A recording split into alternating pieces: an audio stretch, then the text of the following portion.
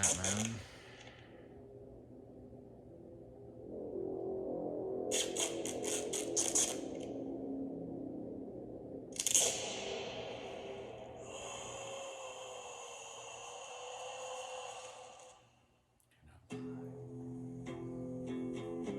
From your secret friend.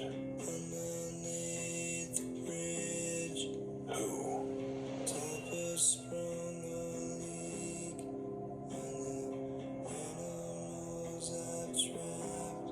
Haven't a clue. Let's play a game. Just me and you. Any of this mean anything to you?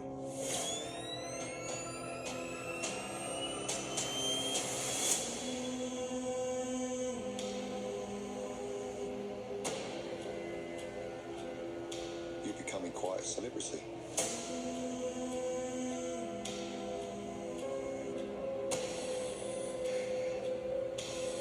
Why is he writing to you?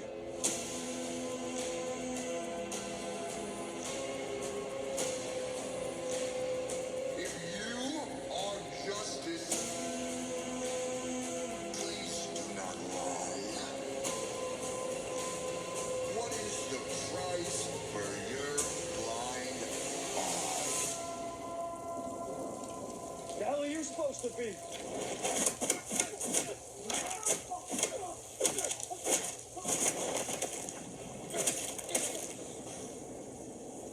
I'm vengeance.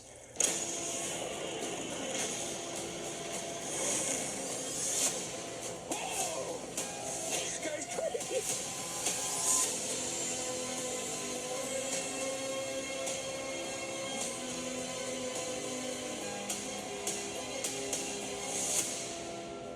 You're part of this too.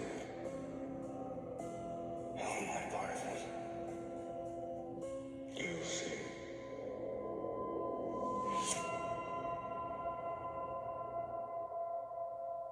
The question marks is supposed to be the 2. Yeah. So, that was interesting. Riddler. It looks like it'll be really good. It does. It does. Definitely, but time out. Hey guys, so we had just reacted to the official trailer to the Batman. Lil Blue had already seen it, but with this the first time I reacted to it, and, didn't react it like to it. I was like, oh, I just react to it just regularly and calmly, just, Yeah, I've seen some of the reaction videos. They were pretty funny. Yeah. There's people reacting, just going bonkers over it. Yeah, people have, they have their own motivation, personality of how they react to some stuff. Yeah, and I was pretty much tripping when I saw it the first time too, because it looks like it's going to meet or exceed expectation. So my concern was always knowing that there were going to be 3 villains in this movie. Yeah, Catwoman, Penguin, Riddler. And you start running into problems when you've got so many. Of course, I harken back to the Joel Schumacher films, when I think in one film there were like 1,500 bad guys. It seemed Well, like in it. Batman Forever, it was just Riddler and Two-Face. Yeah. So doing like 2 villains is okay.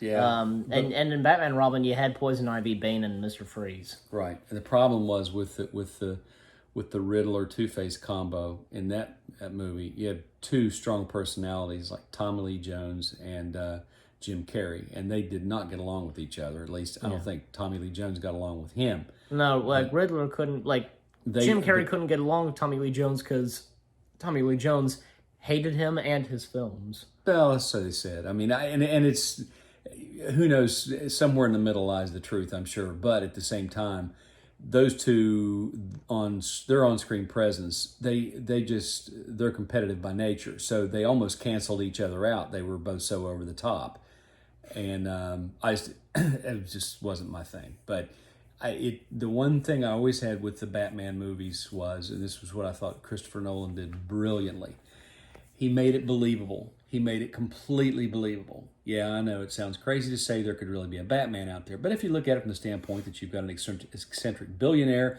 who happens to be an expert in martial arts and happens to have access to all these gadgets, then you're talking like DC version of Tony Stark, which is what basically the Batman is.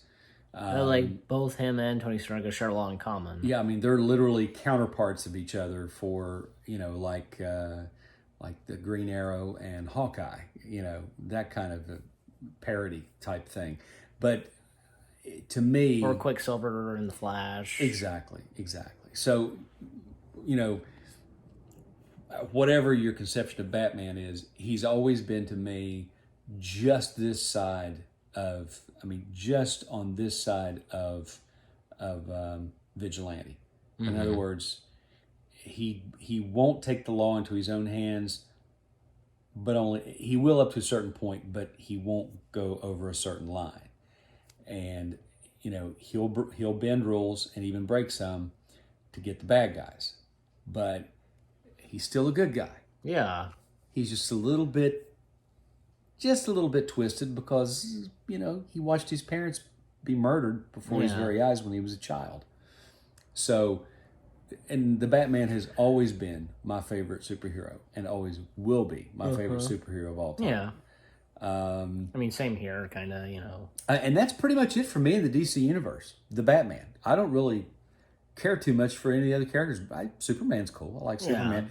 But the others, I'm just like, The Flash, okay. Yeah, The Flash, Wonder Woman, But Wonder Woman was good, Wonder Woman was good. Yeah. She's fine, so. Yeah, but I'm just saying that the Batman is it for me.